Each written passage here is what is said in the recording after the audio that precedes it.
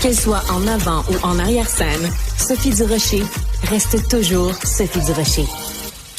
Alors, la controverse de l'heure, des dernières 24 heures, parce que dans 24 heures, ce sera peut-être autre chose, ce sont bien sûr les déclarations de Gabriel Abbatiello de Pizza Salvatore, qui a remis en question, en fait, le manque d'introspection du milieu culturel québécois. Ce qui est surprenant, c'est que le ministre de la Culture, Mathieu Lacombe, a réagi promptement aux propos de M. Abbatiello sur les médias sociaux hier. On avait envie de lui parler aujourd'hui. Il est au bout de la ligne. Bonjour, M. Lacombe. Bonjour. Je vous remercie. D'abord, vous êtes un fidèle à Q. Vous étiez ce matin avec mon collègue Mario Dumont. Vous êtes avec moi cet après-midi, donc merci de répondre. Vous êtes toujours présent, vous, quand on vous appelle à Cube. Je sais. Est-ce que c'était votre rôle comme ministre de la Culture et des Communications de réagir aussi promptement aux déclarations de M. Abbatiello? Vous auriez très bien pu dire, bon, c'est un propriétaire de compagnie de pizza qui tient des propos sur TikTok. J'ai vraiment d'autres chats à fouetter comme ministre de la Culture. Est-ce que c'était pertinent que vous réagissiez aussi rapidement à cette controverse-là? Je pense que oui. J'ai eu une réaction, je dirais, peut-être d'abord de citoyens. Je comprends que comme ministre, on n'a pas toujours à avoir une réaction de citoyen, mais dans ce cas-ci, je dirais que j'ai eu une réaction de citoyens québécois pour qui la culture, c'est important. Puis je pense que mon rôle comme ministre, c'est aussi d'envoyer des signaux positifs, de défendre la culture québécoise, de la mettre en valeur. Donc, j'irai pas dans tous les détails, mais je pense qu'au moment où on vit une crise, au moment où on travaille très, très fort pour essayer d'avoir le dessus, notamment, oui, en mettant plus d'argent sur la table pour nos créateurs, nos créatrices, nos artistes, mais aussi en adaptant le modèle parce qu'il y a une crise actuellement qui change un peu nos façons de faire, d'avoir un discours à l'effet que si la popularité est pas toujours au rendez-vous, c'est peut-être parce que ce qu'on fait, c'est pas bon. Moi, je pense que c'est pas le bon message à envoyer en ce moment. D'accord. Alors, il y a beaucoup de gens, parmi les auditeurs, par exemple, de Cube Radio, qui considèrent que c'est pas exactement ça qu'il a dit, Monsieur Abbatiello. C'est-à-dire qu'il faut faire attention. Quand il tient ces propos-là, Monsieur Abbatiello, il dénonce en fait le manque d'introspection du milieu culturel, qui ne se pose pas suffisamment la question: si mes salles ne sont pas pleines, est-ce que c'est parce que mon produit c'est de la marde? Ça veut pas dire qu'il dit lui-même que tout ce que fait le milieu culturel, c'est de la marde. Donc, est-ce que vous avez pas, dans votre rapidité à répondre et dans votre désir de défendre ardemment la culture québécoise, est-ce que vous n'avez pas tourné un petit peu les coins ronds en réduisant les propos de M. Abbatiello et peut-être en lui faisant dire des choses qu'il n'a pas dites? Non, je penserais pas, parce que, en fait, il a décidé lui-même de s'exprimer, il a décidé de le faire après l'entrevue. Je trouve que ça manque un peu de courage, parce que je comprends qu'il se sentait peut-être en terrain adverse, ou en tout cas que son opinion aurait pu certainement être minoritaire autour de la table, mais je pense qu'avoir le courage de ses convictions, c'est aussi s'exprimer quand c'est le temps. Et là, on aurait pu avoir un débat, puis oui, mais il était interviewé par Marie-Louise Arsenault pour parler de son entreprise. Il n'était pas là pour parler de culture, donc il nous a laissé parler de culture. Puis, de toute façon, ça aurait été le rôle de l'animatrice à ce moment-là de lui dire, comment vous réagissez aux propos de Monsieur Lacombe ou aux propos de. C'était pas le but de l'exercice, parce que je l'ai entendu l'entrevue. À aucun moment donné, Marie-Louise lui a posé cette question-là. Donc, il faut pas non plus lui taper ses doigts. Lui, il venait pour parler de ses pizzas, là. Je veux dire, on peut pas lui reprocher ça non plus. Mais visiblement, il y avait quelque chose à dire. Il a décidé de pas le dire. Il a décidé d'attendre, alors qu'il y a d'autres invités autour de la table qui, eux, se gênaient pas là, pour me poser des questions qui étaient pas faciles. Là. Je veux dire, je suis pas allé là comme si j'allais prendre une marche dans un parc. Les questions ont été assez sportives. La discussion, elle a été animée. Donc, il aurait très bien pu, lui aussi, me poser des questions puis remettre des choses en question. Bref, il a décidé de pas le faire. S'il l'avait fait, il aurait eu le contrôle de ces questions et il aurait pu orienter la discussion selon les termes qu'il aurait voulu lui donner. Mais bref, l'autre chose, Mme Durocher, c'est que quand on écoute sa vidéo, et quand on entend les arguments qu'il met de l'avant, tout ça est basé sur des faits qui sont erronés. Il nous dit que les musées sont vides. On a eu 13 millions, plus de 13 millions d'entrées dans les musées selon les derniers chiffres qu'on a pour 2023. Il dit que nos salles sont vides. Vous le savez, on vient de passer un été où nos films, 1995, Nos Belles-Sœurs, par exemple, Les Cyclones de Noël, juste avant, ont fracassé le record. C'est notre meilleure année depuis 2011. Oui. Puis on a des chiffres aussi qui nous démontrent que le public est de retour en salle. On est à plus 16% d'achat de billets qu'avant la pandémie. Donc, le public, il est au rendez-vous. Oui, donc, mais vous nommez, d'accord. Alors, vos chiffres sont bons. Vous nommez le cinéma, vous nommez les spectacles et tout ça. Je veux juste vous donner un petit exemple.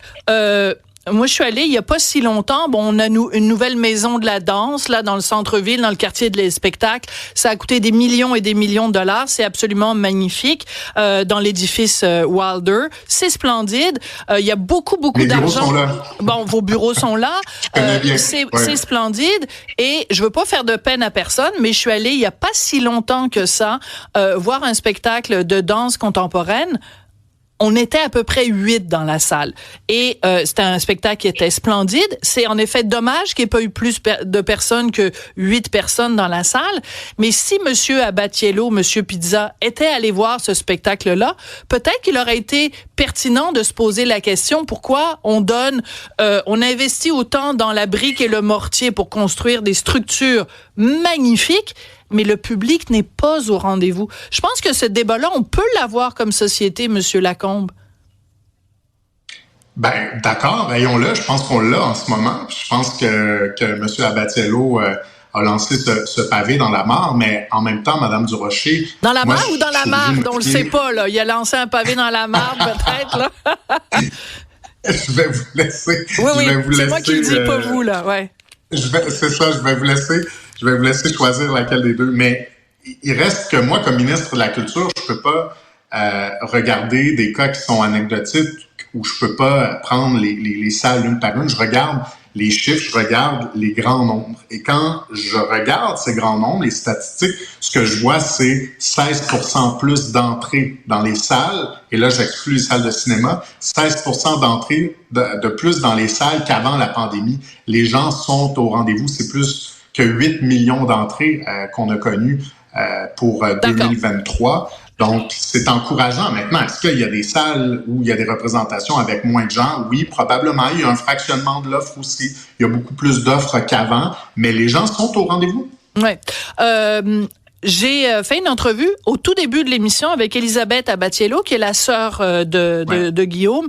Ce sont 5 enfants qui ont repris l'entreprise familiale. Elle est vice-présidente aux communications. Et voici ce qu'elle avait à dire au sujet de la controverse. J'aimerais que vous réagissiez à ses propos. Je pense que ça a été repris et spiné à outrance dans ce sens, alors que le point de Guillaume, c'était le budget est déjà limité dans la culture. Donc, pourquoi est-ce qu'on se demande pas tous comment on peut optimiser les sous qui sont investis là-dedans? Mais ça a été fait de manière très maladroite, il s'est excusé. Et pour nous, pour l'entreprise familiale, c'est super important de ramener le discours sur Pizza Salvatore croit en la culture et super fier des résultats qui sont obtenus. D'accord. Alors, elle dit quand même que le propos de son frère, c'est de dire comment on peut optimiser les budgets. Vous pouvez pas être contre ça. C'est-à-dire, moi, quand j'entends sa vidéo, quand j'écoute sa vidéo, c'est pas ce que j'entends. Il faut, disons, étirer l'élastique là pour comprendre, OK, avec des mots très maladroits, avec des termes pas très élogieux, ce qu'il voulait finalement dire, si on écoute bien et qu'on est de bonne foi, à un moment donné, ce qui est clair là devrait s'énoncer clairement. Puis dans ce cas-là, ça n'a pas été le cas. Là, je vois qu'aujourd'hui, il s'est excusé. Il s'est excusé, là, en quelque sorte. Oui. Puis j'entends ce que Mme Abbatiello, sa sœur, dit. Maintenant, vous savez, Mme Durocher, je vais prendre un peu de hauteur en disant, je leur souhaite pas de malheur à la famille Abbatiello, je souhaite pas de malheur à leur entreprise, qui est une entreprise québécoise, qui est une entreprise de 3e génération, qui est reprise par des jeunes hommes, jeunes femmes d'affaires. Je leur souhaite pas de malheur. Puis mon souhait, c'était que, effectivement, Guillaume Abbatiello s'excuse, qu'il tende la main aussi au milieu culturel d'une certaine façon. Puis après, ça arrive à tout le monde de faire des erreurs. Puis je pense que